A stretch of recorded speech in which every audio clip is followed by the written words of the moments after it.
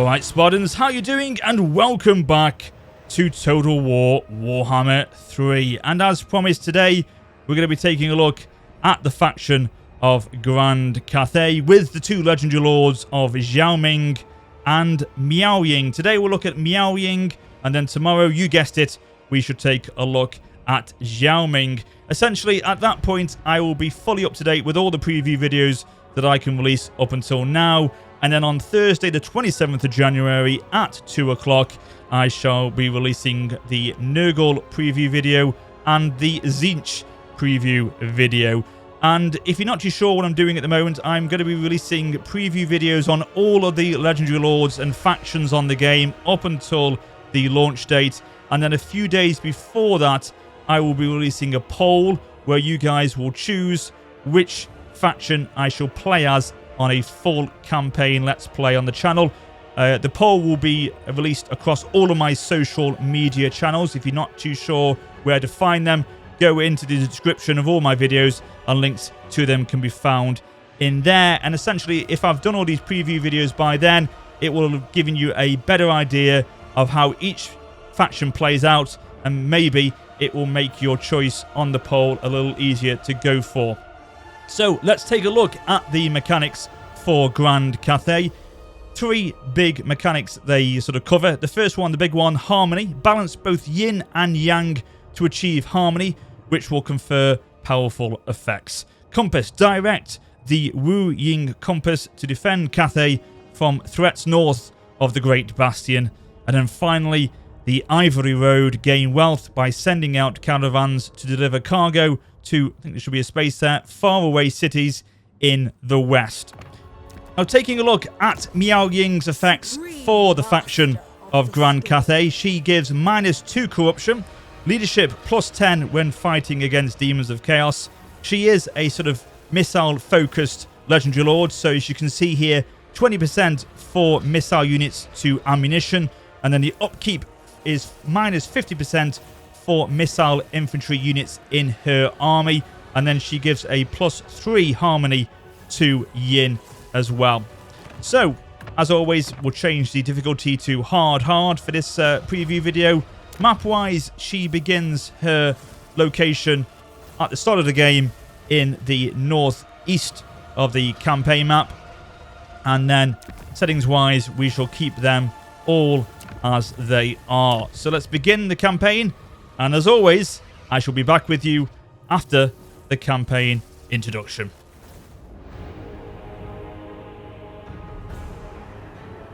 Grand Cathay, a vast empire to the east, ruled by powerful creatures, dragons, who can inhabit human form. You are gravely mistaken. We have no interest in a mere god's power. No interest in power to use against the forces of chaos? I am Miao Ying, the storm dragon, older than the gods themselves. You are here for a greater purpose. This map shows the energy of all things. There should be harmony, but the world is unbalanced. My younger sister, Shenzhou, bringer of light and hope. She ventured beyond the Norscan mountains, but was lost. Without her light, darkness prevails, and our family has no comfort. Though I feel your loss, the Dome of Fates provides no insight to your sister's whereabouts. Ursa knows he witnessed her fate. Then why does he not tell you, Iron Dragon? There is mistrust between dragons and gods. If we save Ursun, he will tell us how to find Shenzhou. Let me serve you, mighty dragons. I can reach Ursun. Lead you to him before it's too late.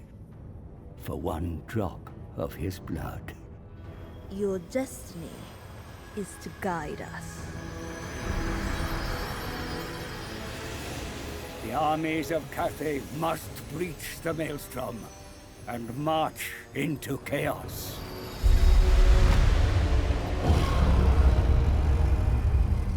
Balance will be restored to the world when Shenzhou is returned to you.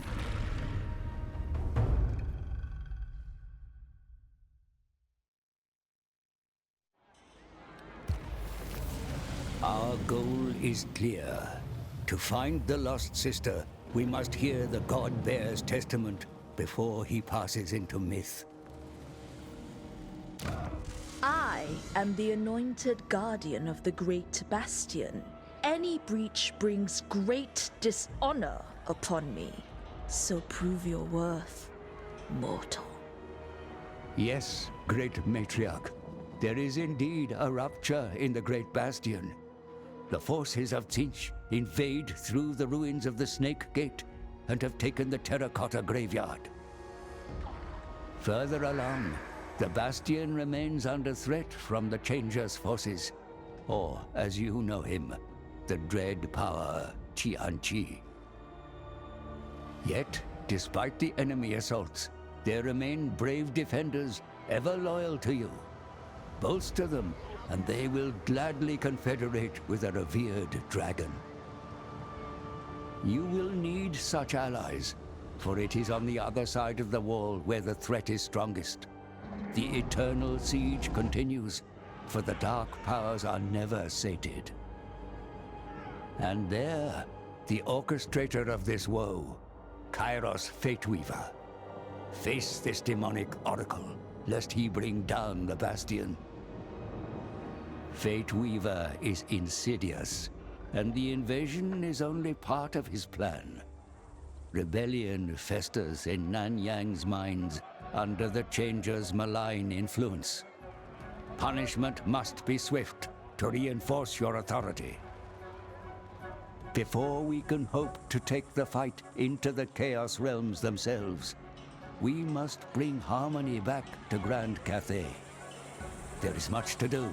My siblings conspire against me. Indeed, there is. In fact, there's not only much to do, there is a lot to do with this campaign in terms of what it has to offer the player, I feel. This is quite an in-depth campaign in Warhammer 3. So we'll go through everything now, as I always do with these preview videos, and then hopefully we'll be able to fight a couple of battles. Hopefully the final battle will be one of the settlement battles over on the sort of east side of the map, which I think is the mines of Nanyang, because this will show you where the improvements have really been made with minor settlement battles within Warhammer 3, because we all know in Warhammer 2, settlement battles or minor settlement battles will just basically pitch battles outside of the settlement with the backdrop of that said settlement in the sort of rear of the map. And as I say, it was just a pitch battle that you would fight in the end. On these, you're right back in the middle of the city, and some of these maps look so good you would actually think you're fighting a major settlement battle. Superb improvements in the game for sure in that regard. But yeah, hopefully we'll get through a couple of these battles and we'll get to fight over in those mines in a little bit later on. So yeah, let's go through how they play. So as I said to the beginning, harmony. All aspects of development in Cathay are aligned with yin or yang. Bonuses are earned and penalties are suffered based on the balance between the two. Now over here, we'll have a look at that straight away. So as you can see here, because of Miao Ying, her faction effect is already giving +3 to yin, and that's why we're in this sort of area of the indicator on the right here. We essentially want to be there in harmony. As you can see there, the current balance is +3 to yin, and that's because of her character stats. There can be 4 areas: characters, events, buildings, and technology that affect the harmony. So we're going to basically research some technology and build a couple of buildings which will then bring that balance to the middle ground again. And as you can see at the moment, the current effects that yin are giving to us is diplomatic relations +10 to with Cathay, growth plus 20, construction cost minus 5 for Yang buildings, and income from Yang buildings plus 5, and income from Ying buildings minus 5. So essentially, if you're in the yin, you get kind of more benefits from the yang and vice versa. But as you can see, if we hit that middle ground, the harmony effects down below in the grey area at the moment are significantly better. So if we can try, as we play out this campaign, keep that harmony effect in the balance, then you are going to get a lot of more bonuses from doing so. So the Rouging Compass. The Rouging Compass influences the flow of the winds of magic around the Cathayan homelands. The rulers of the Celestial Empire may use its power to bolster their defenses, enrich their lands, and divert harmful magic away to the desert. And we'll look at that in a second. And then the Ivory Road. Cathayan factions can send trade caravans to the west along the perilous Ivory Road. Choices will have to be made and challenges overcome if expeditions are to be successful. So, lots to do. Mission engaged. Where have you gone?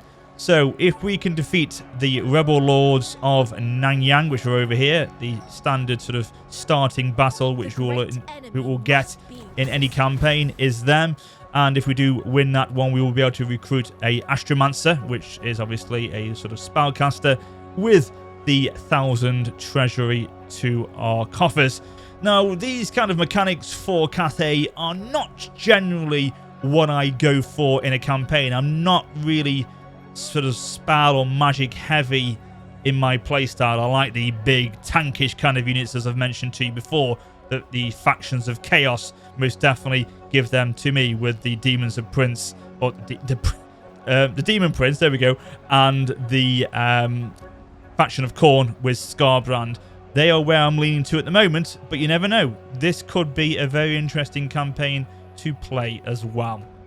So, just going back to the harmony aspect, as you can see, if you go higher in the yin aspect, the bonuses and penalties will increase, as you would imagine, and then obviously if you go into yang, the same, but in the other direction. So that's one mechanic, as I said to you at the beginning. We've also got, beyond that, this great Bastion threat. So along our Great Wall, it kind of reminds me of the Great Wall of China in a way, we've got various gatehouses which protect the invasions from the lands of chaos. And the further we go, obviously other factions within Cathay control those parts of the wall. But in terms of us, we've got, I think, 2, or maybe just, in fact, I think we just got the 1 actually, which is the Snake Gate. Dragon Gate is controlled by the Imperial Wardens within the Grand Cathay faction.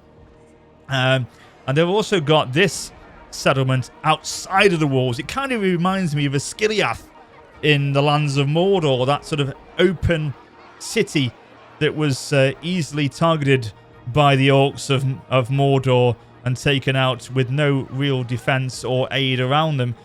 As you can see, that's kind of where they are now, on the borders of the chaos wastelands over here, and the realm of chaos essentially. But I'm not going to try and be blasphemous and mix Lord of the Rings with Warhammer. I know people would kill me for doing so, but it just reminded me of that basically. So yeah, essentially we've got this great Bastion threat, and because we haven't got Snake Gate under our control, that can let chaos forces in, as we've already seen here at the Terracotta Graveyard, which is already being controlled by the forces of Tzeentch. So that ultimately is our main early objective. Once we've taken out these rebel forces over here at Nanyang and Nanli, then we would obviously start to venture north to take that back from chaos, and then obviously move to recapture the Snake Gate and enforce a much stronger defense against chaos. But here we've got this Bastion threat, which will grow over time, and you can see whereabouts the threat is coming from, and ultimately at the moment it's in our kind of territory from the Snake Gate. Dragon Gate and Turtle Gate higher up the map are okay, but we are in trouble near our lands, and we can see that the Kurgan Warband are the ones that are coming for us, and that threat will grow as the turns continue. So that's something we've got to be careful of And I would imagine they will get through the gate before we can get there to rebuild it. So let's go and have a look at the Ivory Road. A really interesting mechanic over here. And essentially, I'll just go through the help guide here as I talk about it, which will sort of aid me in explaining it. So the panel displays your caravans. They can be sent along the Ivory Road from Cathay to the west. If a caravan reaches its destination, you will receive a large reward. The caravans can dispatch, or the caravans you can dispatch are displayed here. You can see each level, or see its level, and the number of units that will protect it down here. And so you can decide how much cargo the caravan should take west. The more the cargo, the greater the reward you will receive if it reaches its destination. So you can obviously bolster that up, the cargo value, and the cost of what that will... Basically, the higher the cargo value, the more it will cost you initially out of your treasury, but the reward, if it gets there, is obviously greater as well, the further you choose to go. So over here, this is where it will start. All caravans start here. The lines leaving this point represent the different routes a caravan can take. As the game progresses, dangers will be displayed beside these lines. And I would imagine as the game progresses and as territories open themselves up and you gain more territories possibly, the lanes that you can choose will be more than possibly just 2. Now you can chart the route your caravan should take. You can alter the route even after it has been dispatched. Interesting. So you can react to perils along the way. It will move after each sort of end turn.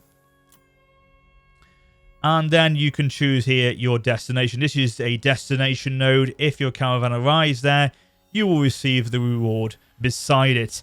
Click this node to plot it there.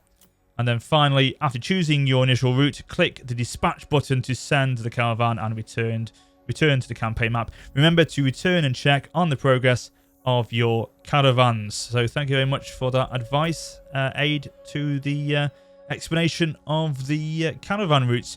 So we have got the one, Yutang Hun Caravan. And this is kind of my first sort of campaign around a sort of oriental faction. Obviously I know it's not real life, and I've never played Three Kingdoms, Three Kingdoms essentially. So this is my first sort of flavor of playing a faction of this sort of kind of nature.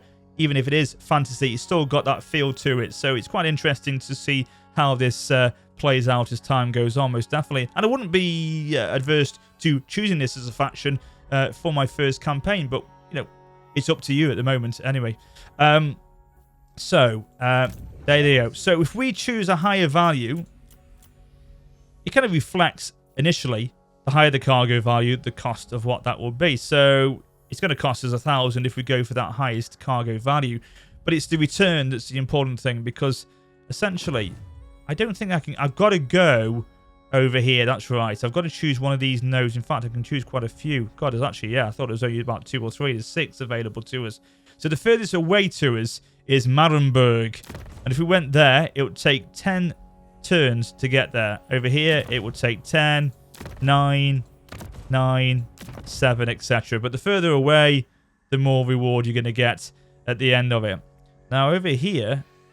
Oh, I could recruit another caravan. So I have got the control of which caravans I recruit afterwards. So I'm going to go for kind of the middle ground, I think. We'll go for Besenling. I think this is Kislev, isn't it? So if I choose that one here, we wouldn't actually know, because it's only 1350 we'll get back. It's only 350 extra we'll get back from them. So really, the risk and reward isn't that good. It's going to cost us 1,000. Anyway, oh no, there we go. I didn't realise. If you put the cost of the cargo up, you're going to get more back. So what I'm going to go actually for is 9 turns and go for the Sylvanian faction at Castle Drakenhof, which will give us 3,520, so 3,520, initial cost of 1,000. So let's dispatch that caravan. Before we do that, let's have a look at what we've got here. So we've got Jade Warriors at Halberds, Peasant Long Spearmen, sort of basic infantry unit, and then we've got some Peasant Archers. So our 2 elite units are the Jade Warriors with Halberds, and of course then our Caravan Master of Yutang Huru. Yeah, we'll dispatch it to Castle Drakenhof. I really like pronouncing some of these names sometimes. Yutang Hu! You know, you really can go for it, can't you, on this? So that's that. So we'll come back and obviously check on the caravan in a little bit. Looking over here then, we've got this Rouging Compass, which harnesses the winds of magic to bring prosperity to Grand Cathay. Directing the compass fills the respective energy reserve. The greater the energy reserve over here, the larger the benefits are. However, the energy reserve of all directions will decay over time. So at the moment, these are already, already and always active, these sort of bonuses to the faction. But I think they will decline, as it says here, over time. So what we need to do is in 3 turns, we can start to direct the compass. And obviously, depending on which way we go, that channels the energy reserve in that direction. And will then obviously increase the benefits to our faction. So growth is a big one for me early doors. I think it is for a lot of Let's Play. In fact, any players of YouTube, not only YouTube, sorry, but any players of Total War, growth at the beginning of a campaign is going to be very important. So I may go for the Celestial Lake. And then we've got Dragons, Emperor's Wrath. Different control on that. And then essentially beyond that, so obviously that being directed in the direction you want to go for will then increase this sort of reserve here. But it also, when activated, will give you these extra bonuses as well. But it have to obviously be activated for it to get to that increase. So you can see different options when you direct it in the direction you want to. I think I explained that one okay. Hopefully you got it. But there we go. You'll understand, I'm sure, as you play it yourself as well. But yeah, nice mechanic to add in to the campaign. The dragon expects. Right, so I'm just thinking, is there anything else I need to sort of cover? Harmony, Rouging Compass, Wu Ying, sorry, and the Ivory Road. We've got them all. So let's have a look then very quickly at the technology before we then go and look at diplomacy and then begin our first battle. So as I mentioned at the beginning, again, that harmony aspect is represented in the technology tree and can influence the balance of that accordingly. Not every single sort of technology will influence harmony, but certain ones will, and they can obviously be indicated by the icons there. So that is the Yang icon. This is the Ying icon, and obviously the sort of outer technologies are going to be ones that influence it, whereas in the middle there, they don't make any difference to the balance at all. Loads to go through, lots of variation in technology that you can choose as you progress throughout the campaign. Bit early doors, because obviously we need Yang. I'm going to go for drill training, which will give us leadership for peasant long spearmen, which essentially for those kind of units early on as well, leadership is definitely required to be increased for the basic of the units there. So we'll go for that one, drill training. Celestial Empire ever and over here at our stronghold of Nangu, we shall be able to build certain buildings again which influence our Yin and Yang. And if you want to know which ones they are, it will be again with that indicator over here. So if we went for one here, the garrison of ramparts, it will give us +1 to Yang and obviously increase the projectiles to bullets for improved tower projections, but as well help with our garrison of Jade Warriors, Peasant Archers and Peasant Horsemen. But I'm going to go for over here, the infrastructure buildings, which all of them do, as you would imagine, control parts of the balance. And I'm going to go for this one, I think. Yes, so +10 to growth, -4 for all buildings in the local province, which is obviously important as time goes on, and Yang again. But it does then prevent the construction of the tea parlour building. So just tea, thank you, will have to be postponed till later on. You like my Gandalf impression? I know Lionheart likes it, but hopefully you guys will as well. Just tea, thank you. So there you go, you got double just tea, thank you then. So there you go, we're going to build that one. And yeah, I think that's pretty much it. In terms of obviously balance of money, we're okay. We just obviously spent 1,000 on that caravan, but income per turn looking relatively healthy. So, without further ado, let's have a quick look at our units in the main army. We've got Celestial Dragon Guard, we've got Jade Warriors, we've got a Peasant Long Spearman units. We'll try and get rid of them soon. Celestial Dragon Crossbowmen. These are much better units, as you can see. We've got Peasant Archers again. We've got Peasant Horsemen. And we've got Skyjunk, which is pretty impressive. It's got very effective firepower to it, and you'll see, obviously, in a minute. So let's do that. Let's begin our fight. Take the battle to the rebel lords of Nanyang and Yushan Shan. You are going down. As you can see, it's a decisive victory, but as always with the first battle, we shall fight it on the battle map. Okay, so as we are a sort of spellcasting faction, as you can see, we can sort of have a little gamble with the winds of magic here. So we can channel magic, and hopefully that will bolster our reserve a little bit higher. So let's see what we can do. It's currently at 10. Hopefully we can get it a little higher to than that. Here we go. Let's see what we get. Oh dear. The winds of Heiju. So unfortunately, it's going to be against us in this battle. But not to worry. It shouldn't be too much of a problem, because with Miao Ying, as you'll see in a second, we can basically... She can convert into a powerful dragon. And when she does that, she does lose her magic abilities.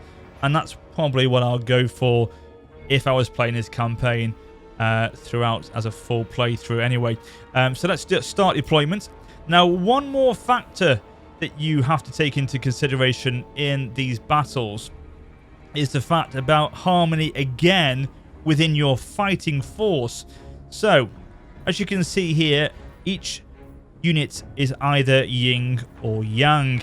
And as you can see, these Jade Warriors are all yang, and the Spearmen, so basically the infantry units are all yang over there. So I'm going to group them into group 1.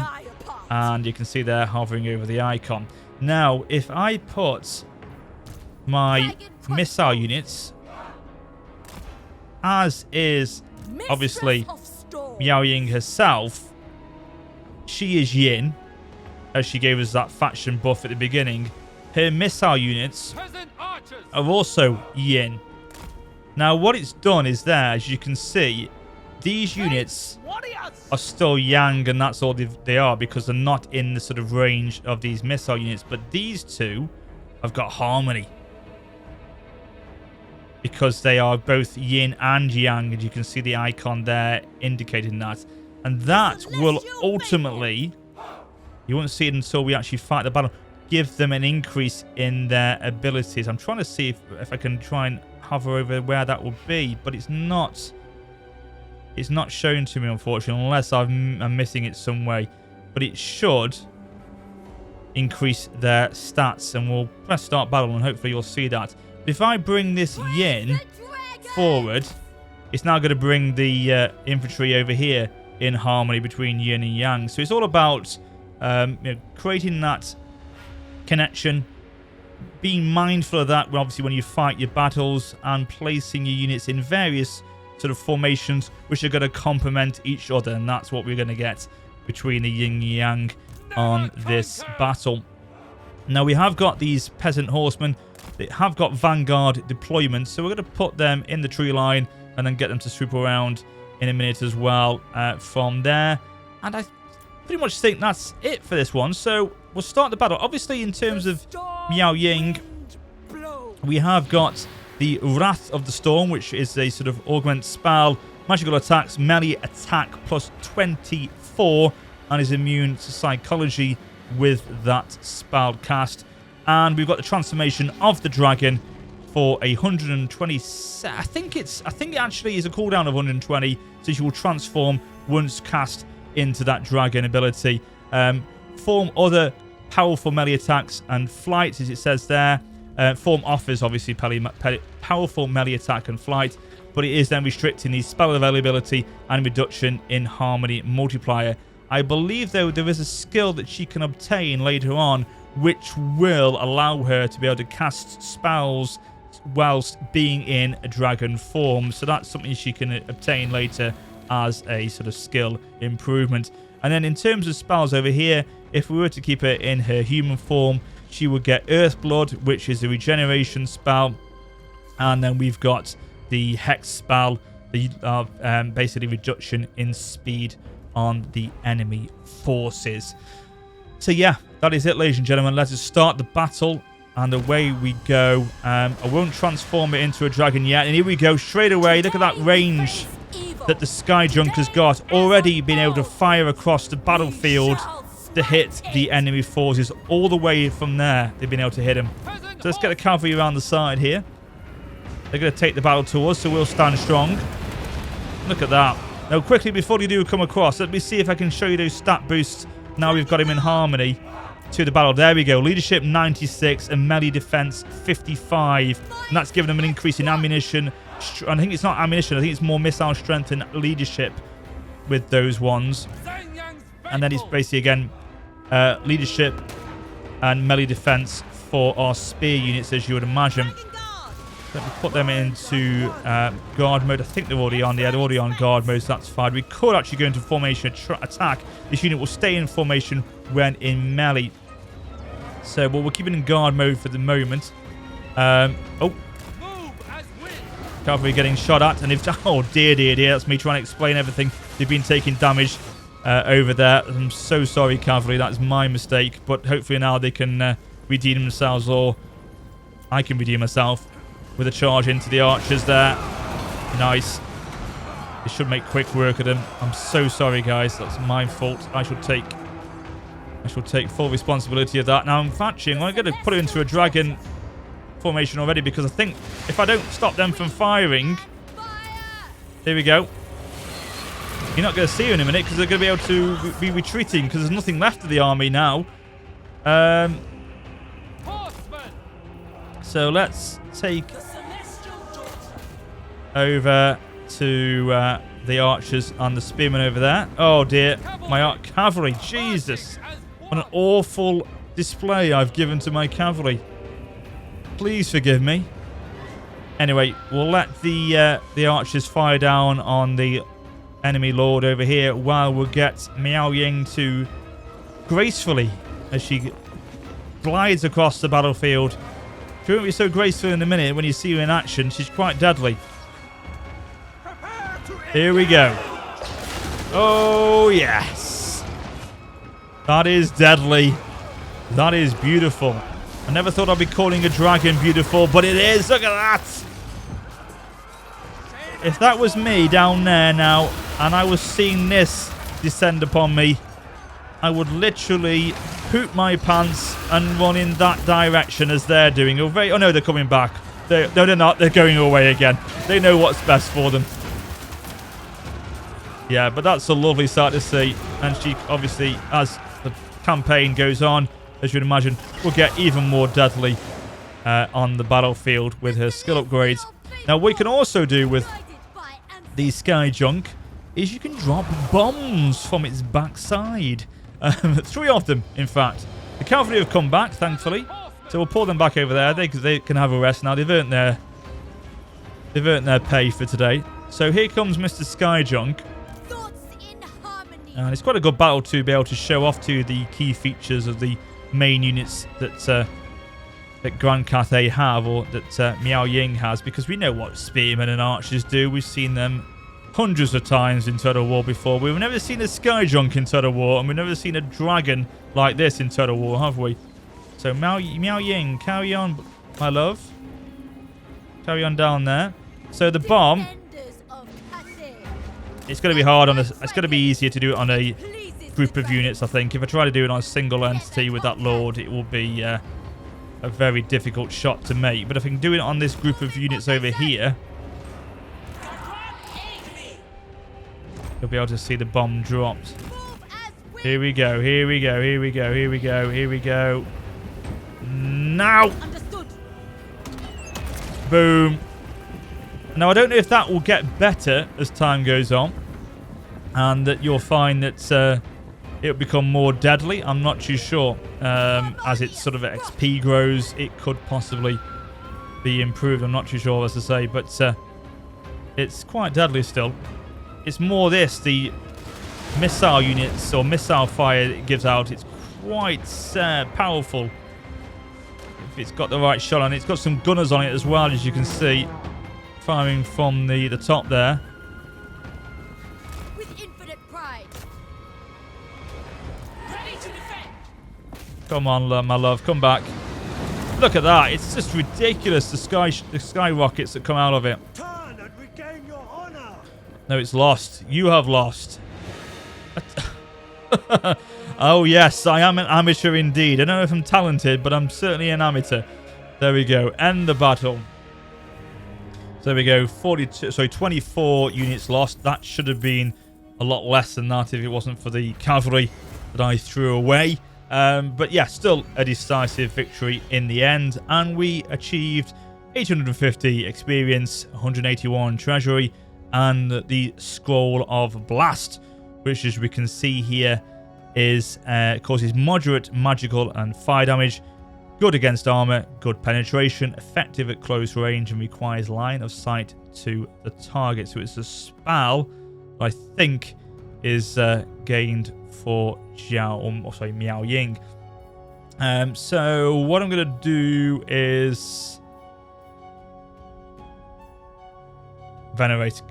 Unit replenishment, get some back into the cavalry there, which you can see will give us a significant boost back to our strength. They have no other way. But ultimately, they have been foiled, and we have won the victory. So we got 1,000, and we've got the Astromancer, which is over here. No, sorry, that is the caravan. That will be moving next turn. It's over here. Here is our Astromancer, Yutang Nanmen. So, essentially, we will definitely put this spellcaster into Miao Ying's army next turn, which will help with the magical effects of the army as we carry on. Follower gained, Swordmaster, upkeep 8% minus for Jade Warriors and Jade Warriors with Halberd units. And item gained, the Scroll of Blast, which has been obviously assigned to Miao Ying, which gives her that ability in battle. So send your hero to the armies we're going to be doing, and recruit 2 new units. Don't think we can send the hero. We can. We can do it right now. Cathay. The heavens will provide. Favored. Cool. Nice and easy. Extra bit of money to the treasury. To fight for me. So in terms of units that we will recruit, yes, it is going to be the Ying units that we're going to go for. But as we know, units do not affect the overall harmony in the game. So we can recruit anything we want and it won't make a difference to this over here. So we're going to go for Iron Hail Gunners. 2 of them to give us a little bit more extra firepower in the battle over at the mines of Nanyang. And that is all. In fact, no. Apologies. I need to look at diplomacy, don't I? So as we know, we've got the quick deal mechanics that were prevalent in 3 Kingdoms, I believe, and in Troy. And we can see here what we can easily go for. So Imperial Wardens, they will give us trade. We always want trade. So if you select them, may we both prosper. now it's +2 to the outcome of that being the case. So I'm going to try. We can do trade settlement. Obviously, we won't get that at this point, but that's nicely been put back into Warhammer 3. The trade settlement feature. We all love that as Total War players, don't we? We cried out when that was lost. So it's good to be back in the game. But I want to try and get a little bit of payment out of them for this trade deal, and as you can see already, the payment is not looking favorable. No, it's not going to look favorable at all, unless military access. No, they don't want it, so we'll just have to do a straight deal of trade with them. For the dragon. It's beneficial. I could go for non-aggression, military access now as well. And then if I had demanded a little bit of payment, possibly they're going to give it to us. don't want to threaten them. So no, it's going to be no payment. A straight deal yet again. Lord Magistrate. And then the Celestial Loyalists, they're quite keen on trade, as you can see, and military access. So I would imagine these guys would be much happier to take a bit of money, or to give us a bit of money. 801 to be precise. Thank you very much. Job done. Zhao Ming, yeah. That is who we'll be playing as tomorrow, the Western Provinces. But yes, nice to see a little bit of diplomacy being successful early on in the campaign. That's always a win-win for me. But yeah, now let's end the turn. And hopefully next turn we can go for the mines of Nanyang. But Nanli, obviously the second settlement that we'd have to take from them, they're moving forces north.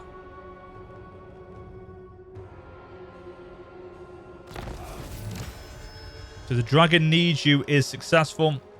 Recruit 2 new units, which we've got, and another nice bonus of 1,000 to the treasury. Mission issued, capture the following settlement. You read my mind, my lady. I'm on my way. Who are these? Oh, these greenskins, right? So that must be from the caravan, is it? Where are you? There's the caravan, Yutang Hul.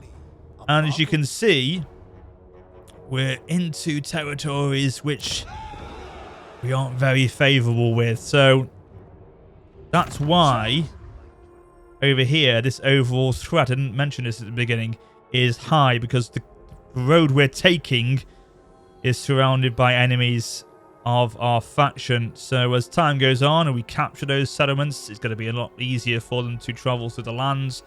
But ultimately, if we can get to factions which we can then broker deals with and become allies, or at least friends with, then these journeys will be a little less perilous. But at the moment, as you can see, high, one or more warring factions are present on this route. They may attack your caravan. I think down here there is ogre factions, and they will ultimately, to begin with, will not be too happy with us. So I can imagine we will encounter some battles along the way. And the great thing is with this, it's not like an auto resolve or a sort of event that happens if they get attacked. You can actually fight the battles against these forces. So that is a good little feature in the game as well. It sort of allows you to control the destiny a little bit more of these caravans. Okay. So there we go. So you carry on your journey. I wish you all the best. But let's move in with Nanyang. See if we can take him. But the main thing for me here is the fact that I can show off now this minor settlement. You've seen it already with the Chaos factions, but they look good, but they're not like this. And you'll see in a second why this looks fantastic, even though it is a minor settlement. So it's a close victory. If we were to auto resolve it, which obviously we won't, we will lose probably the horsemen, peasant horsemen, but we'll fight it, and you will see just what I'm talking about on the battle map. Okay, so let's do that again. Let's try and channel the magic, which will hopefully benefit our Astromancer over here. Come on, baby. Oh, I tell you, it does not like me at all on this game. They do not. You know, that's why I like to be a tank army. I don't have to mess with this, and I think the game knows I don't like dealing with magic, so it's penalising me on this playthrough. But no, forget that. We're talking about this. Look at this settlement. This is a minor settlement. Just remember that, guys. This is not a walled city. Can you imagine what they're going to be like? I mean, I've not looked at them yet. Other YouTubers probably have, but we know about the features of them, where the elevation is going to play a massive part in those battles in the campaign. But even still, with this being a minor settlement, it looks glorious, doesn't it? Sort of choke points at various parts in the city, openings, alleyways, parts where if you were defending this settlement, minor supply locations, you could obviously, with those in control, gain supplies to your defending army, which will then hopefully allow you to build to defensive towers and barricades along the way. So defending this, even though a minor settlement it is, it's still really going to give you a lot of options to be able to win the battle. And as an attacking force, got to be obviously a little bit harder, isn't it, than it would be before. But yeah, significant improvements. I mean, you know, you'd play Warhammer 2 and you'd be over here, wouldn't you? Don't know why I'm telling you this, because you already know it, but you'd be over here fighting it, and that would be over in the distance. You wouldn't be able to even go close to it. I'm much happier that this has come back in. It's I cannot tell you, massive improvement for me, that is.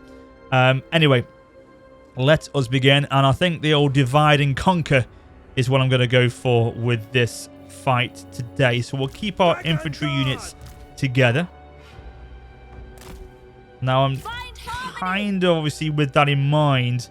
Well, what I could do is if I bring the sky junk forward, that could help with the harmony with those units. And then over here, Order and balance.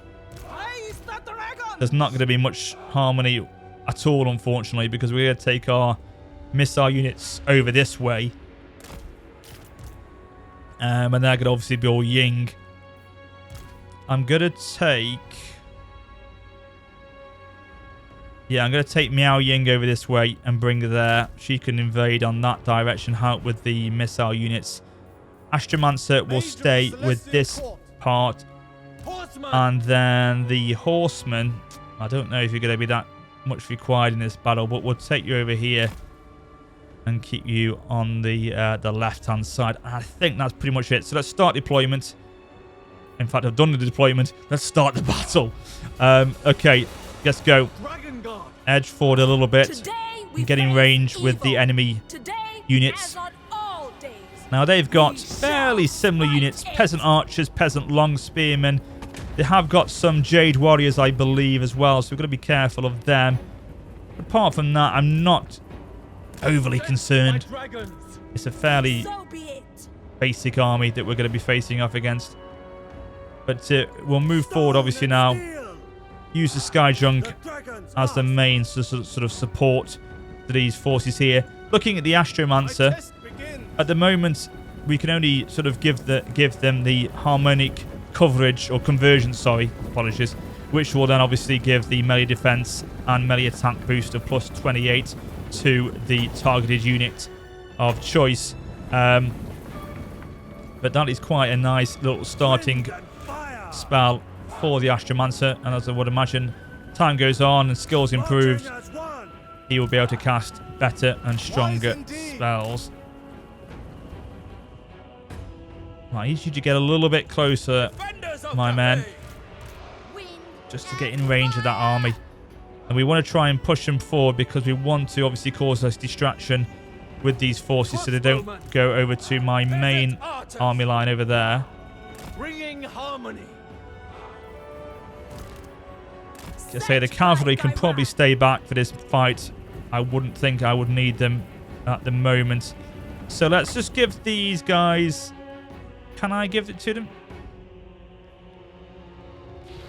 Oh, it's to them, is it? So... Okay, makes sense, doesn't it? Sorry, I don't know why I was thinking it's going to target my own force. It's going to be obviously against the enemy there, isn't it? So we seem to have gone in here unchallenged. The barricades over that direction. We could go down here and move into the center that way. I think we'll go that way. Astromancer repositioning. Wind and fire. Lord's under attack. The Storm Dragon. Oh dear, are you not able to cast a spell? Can't go for this one.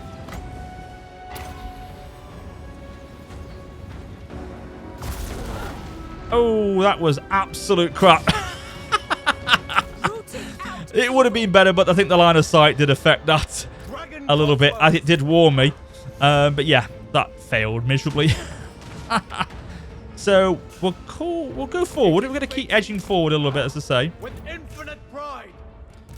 Bring the cavalry in. We are going to take initial damage here, but it's not to be concerning ourselves. We're going to transform her now, and she can then rain death from above onto this unit of peasant archers. Get away that threat of missile attack that they're giving to us now, and then ultimately we'll be able to deal with them a little bit better. Never conquered without hesitation. In fact, let's bring these units back here. Because the spearmen are coming, as well as the cavalry. So bring them back. Praise the dragon. Let's go. Let's move forward. We've got to move now. Lots to do. Lots to do. How are we dealing with them?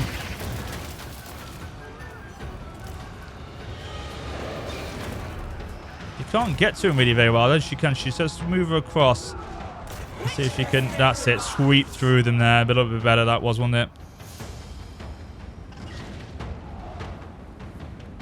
Dragon Guard.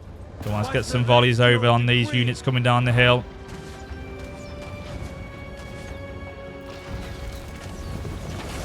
Just see our new units of iron hail gunners as well.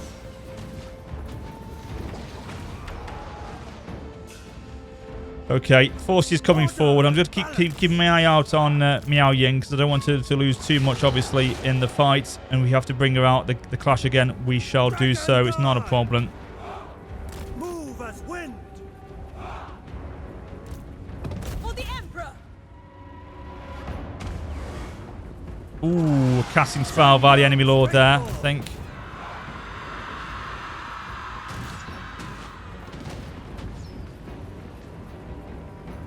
Dragon Guard. The Celestial Faithful. Okay, we're looking over here. Still dealing with this unit of long spearmen, not a problem. Crossbowmen. Try and take out this piercing tower over there. Fight as one! Dragon Guard. But already loving the little alleyways here, as I said. They Really will sort of perish. controlling the battle down these narrow paths. Much more of an effective defensive position for the army when trying to save your settlement from the attackers. Oh dear. Let's pull them back. Don't know why you've got yourselves involved there. Defenders of Cathay! Sent by dragons! Let's bring Xiao Ming out again. She dealt with that initial force, I think, initially over there, so shouldn't be a problem. Guided by But if we, as long as we use these units just to distract the forces away from the main fight over here, Defend the realm!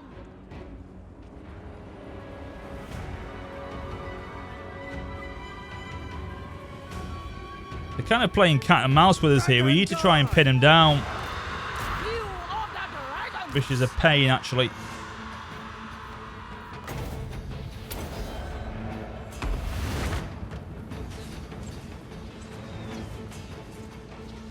the Celestial Faithful. So bring them forward again. With joy. This could have been handled a little bit better. As you can see, I'm a little rusty with these kind of battles, but it's okay. It's a learning curve again. We shall prevail. I'm still confident of that. The heavens await. Attack! Praise the dragons! So they've been dealt with by the Sky Junk, which is good. Will of the dragons! Again, keeping my eye on this unit and Xiao Ming. They're the two ones I need to be very mindful of. They are my definitely key units in this fight, in any fight, early doors as well.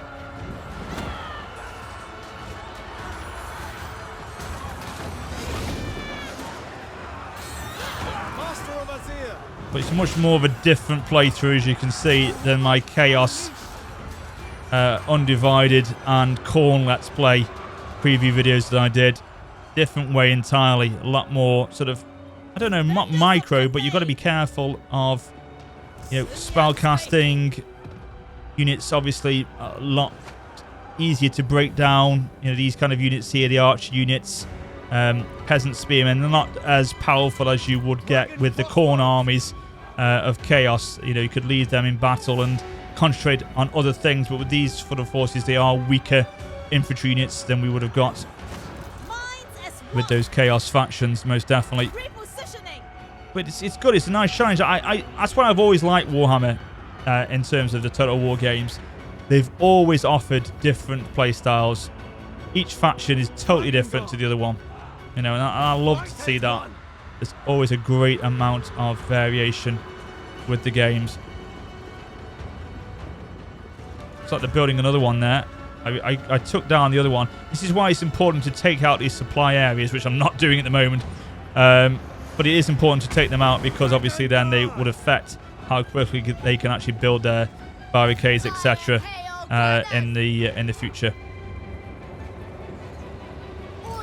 Oh, these Jade units are getting absolutely crushed here. I'm pulling them back. God's sake. Tell you what, I'm glad this is not my actual proper playthrough of this campaign, because this is not a nice battle at all.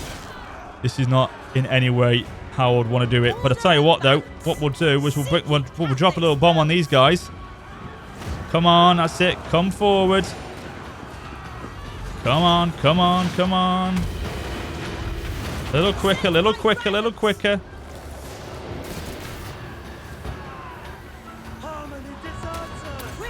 Boom. Lovely.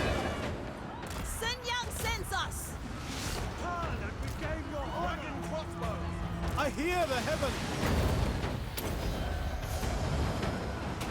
Suffer Azir's wrath. Okay, even though it's been a very, very, very messy battle, we've still gained the victory there. Good stuff. We got through in the end. But I tell you what, if this is not a preview of this faction, what this video is not how to play a settlement battle. That is for sure.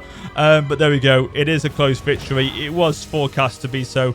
I should have got a decisive victory, I'll be honest with you. But still, it was achieved, and we've taken down the settlement. But the main thing for me there was to, of course, show you the improvements with Warhammer 3 settlement battles, which are, as I said to you before, much better. So close victory, 118 lost. Again, could have been a little bit better than that, I'm sure. But we were able to achieve and take for ourselves the Sword of Strife. Melee attack +7, weapon strength +5, 1850 XP, and 651 to the treasury. So with this one, of course, we will occupy. The defensive parameter expands. So again, gained more abilities for Miao Ying, and these two are what we want to see, with it being more of an aggressive dragon and fighting. We want to see those improvements in those two areas. Mission successful. Excellent. Reward. Terrifying Mask of E. Never look upon the terrifying Mask of E. You don't know what you might see. There we go. Causes fear and causes terror. So I imagine that is being granted to... I don't know if it has actually. To Miao Ying. Let's have a look at that actually. Now we can actually, with her skill improvements, take a look at her details a little better. So...